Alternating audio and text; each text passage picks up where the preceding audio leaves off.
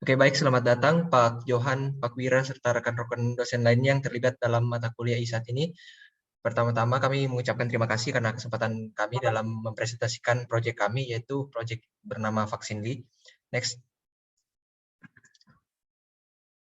Oke, perkenalkan kami dari kelompok 1 yang terdiri dari Aljevan Komala, Alexander Toar, Jarod Susilo, Thomas Juniarti, dan saya sendiri, Vanesli. Next. Jadi untuk di bisnis dari proyek kami ini yang kami tuangkan mengenai vaksinasi COVID-19, yaitu kami membuat aplikasi yang membantu masyarakat, khususnya dalam hal vaksinasi, untuk menemukan lokasi vaksinasi terdekat dari area tinggal mereka. Melihat track record mereka selama menjalani vaksinasi, dan artikel yang berisi informasi-informasi terkait dengan pilihan vaksin yang mereka gunakan. Next. Jadi untuk proses bisnis kami sudah memasukkan beberapa poin di sini, yaitu pengguna masuk ke aplikasi, mendaftar formulir, memilih tempat atau jenis vaksin, kemudian memilih lokasi vaksin, terus konfirmasi dan verifikasi data, scanning dan screening, kemudian ada proses vaksinasi lainnya juga. Next. Oke, untuk faktor analisis di sini ada functionality, aplikasi domain, condition, teknologi, objek, dan responsibility. Kami sudah memasukkan di sini dalam slide tersebut. Udah cukup jelas. Next. Oke, ini untuk proses bisnis kami dalam bentuk flowchart. Di sini dituangkan dari memulainya sampai end, tapi di flowchart ini dalam user perspektif. Jadi kayak dalam perspektif user aja. Next. Oke, yang tadi itu flowchart dari user perspektif, kemudian di sini ada dari admin perspektif. Jadi ketika user mendaftar maka akan menerima verifikasi, kemudian apabila memenuhi syarat akan memberikan surat konfirmasi, apabila tidak maka notifikasi batal akan diberikan kepada user. Next. Oke, jadi dari kelompok kami sudah memilih event dan kelas secara final. Untuk eventnya terdiri dari 8 dan untuk kelasnya terdiri dari 8 kelas. Next. Oke. Oke, baik. Selanjutnya langsung saja kita masuk ke bagian structure. Yang pertama adalah generalisasi dari aplikasi kami. Generalisasi merupakan kelas umum atau superclass, di mana generalisasi menggambarkan sifat-sifat umum untuk sekelompok khusus dari subclass. Nah, dapat lihat ini adalah bentuk generalisasi dari kelompok kami. Next.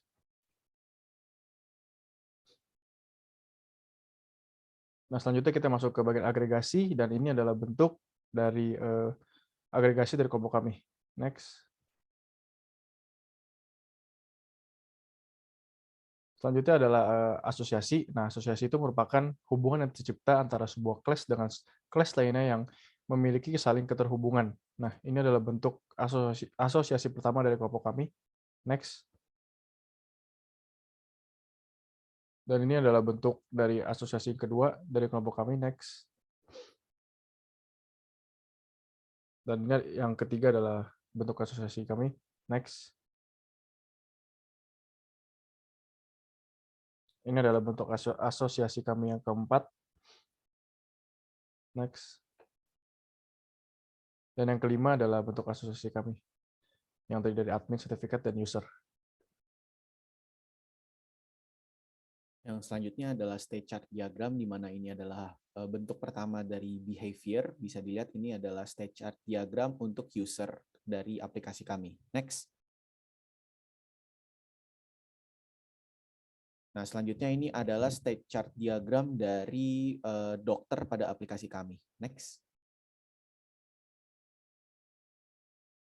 Nah, kemudian yang ini adalah state chart diagram dari nakes untuk aplikasi kami.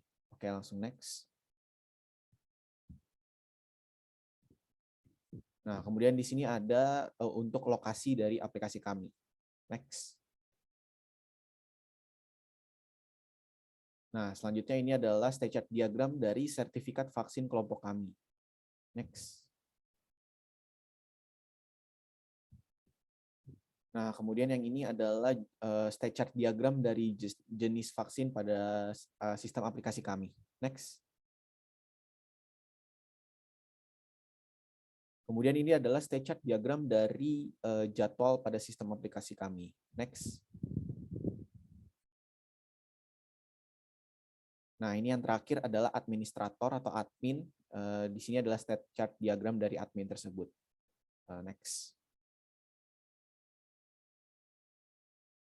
Nah, behavior pattern adalah pola yang di dalamnya adalah komunikasi dan interaksi yang tercipta dari sekumpulan objek yang ada dalam sebuah sistem. Oke, boleh di next untuk melihat behavioral pattern dari kelompok kami. Nah, ini adalah behavior pattern di mana class dan event memiliki keterhubungan satu sama lain. Oke, next.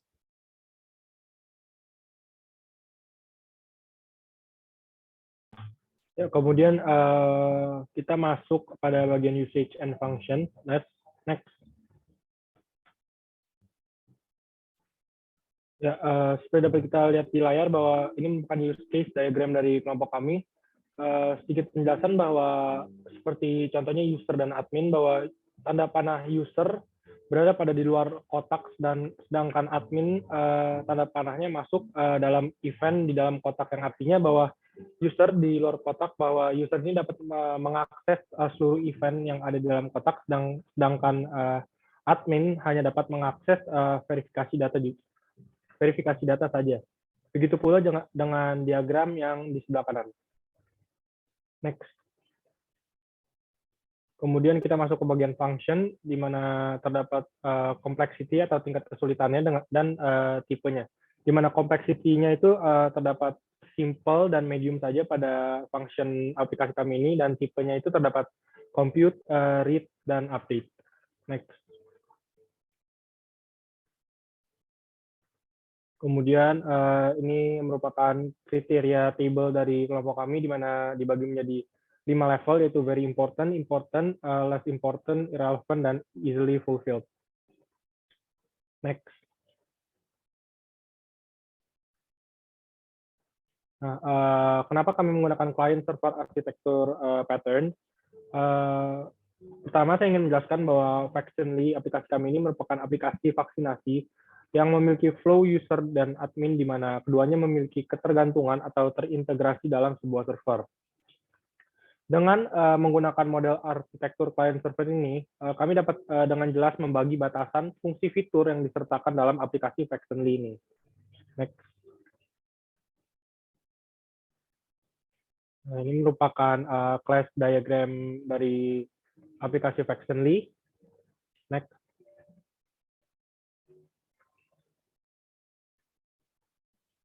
Dan ini merupakan hasil revisi dari class diagram aplikasi Vaccine.ly. Jadi next. Nah, ini merupakan revised class diagram and state chart, di mana kami merevisi pada bagian class user dan jenis vaksin. Dan state chart-nya dapat dilihat pada bagian kanan layar. Next. Kemudian kita masuk pada hasil revisi daripada function list sebelumnya, di mana terjadi perubahan pada user, jadwal, dan jenis vaksin dengan masing-masing complexity dan tipenya masing-masing. Next. Kemudian kita masuk pada bagian coupling. Untuk sedikit penjelasan bahwa coupling itu dapat diartikan sebagai sebuah negative property yang harus dicari dan diminimalkan. Coupling itu juga dapat diartikan sebagai alat ukur yang menghitung ketergantungan antar elemen dalam sebuah sistem.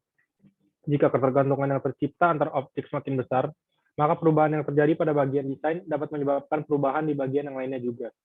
Kemudian di sini terdapat 4 tipe coupling. Yang pertama itu adalah inside coupling, kedua outside coupling, ketiga coupling from below, dan terakhir yaitu yang keempat adalah sideways coupling. Boleh next. Dan kemudian kami masuk pada bagian cohesion. Jika coupling itu dapat diistilahkan mendeklarasikan hubungan yang terjalin antara satu kelas dengan kelas lain, cohesion ini dapat diistilahkan sebagai mendeklarasikan seberapa kuat hubungan atribut-atribut yang terdapat pada sebuah kelas. Nah, pada sistem Vaccine.ly aplikasi kami ini, cohesion yang terbentuk adalah antara kelas user, jadwal, lokasi, dan jenis vaksin. Sekarang kita akan memasuki pada sesi desain aplikasi kami. pada saat pertama aplikasi dibuka akan muncul logo dari aplikasi kami sebagai login screen. Lalu jika pertama pengguna baru menggunakan aplikasi akan muncul introduction scene yang berisi pemahaman dan penjelasan akan aplikasi kami. Dan selanjutnya setelah itu kita akan masuk pada menu masuk ke akun. Jika pengguna belum mempunyai akun, maka pengguna bisa melangsungkan pada pendaftaran akun. Lalu setelah mendaftarkan, pengguna akan dikirimkan kode verifikasi kepada email agar segera bisa dilakukan verifikasi kode. Lalu selanjutnya pada menu utama aplikasi kami, kami membagi aplikasi kami menjadi 2 role. Yang pertama ada role sebagai guest dan yang kedua ada role sebagai vaksinator. Yang pertama role sebagai guest, ini terdapat menu utamanya seperti ini. Lalu ada beberapa pilihan menu utama yaitu daftar vaksin, tes corona, sentra vaksin, dan sertifikat vaksin. Lalu dilanjutkan juga ada beberapa tampilan compact dari submenu kami seperti berita terkini dan data statistik COVID-19. Lalu di bawah juga ada merupakan menu utama terdapat 4. Yang pertama ada beranda, yang kedua ada peta, ketiga ada statistik, dan yang keempat ada profile. Nah, jika pengguna ingin melakukan pendaftaran vaksinasi, maka tampilan awal yang dimunculkan akan seperti ini, yaitu peta untuk berguna sebagai pencarian sentra vaksin terdekat. Lalu jika sudah ditemukan daerah lokasi yang ingin dituju, seperti misalnya Kota Depok, akan tersedia seperti di gambar ada 4 titik ditemukan adanya sentra vaksin. Lalu jika dijabarkan dari keempat titik tersebut, seperti tampilan selanjutnya, terdapat daftar yang menunjukkan beberapa tempat yang tersedia dari titik koordinat yang tadi sudah disebutkan. Lalu jika kita mengklik pada salah satu lokasi, ini akan menjelaskan mengenai deskripsi dari lokasi tersebut, yang berisi ada jarak, lokasi, lalu ada alamat, ada jam buka, serta ada fitur-fitur lainnya seperti rating, kuota, daftar vaksin, dan lain sebagainya.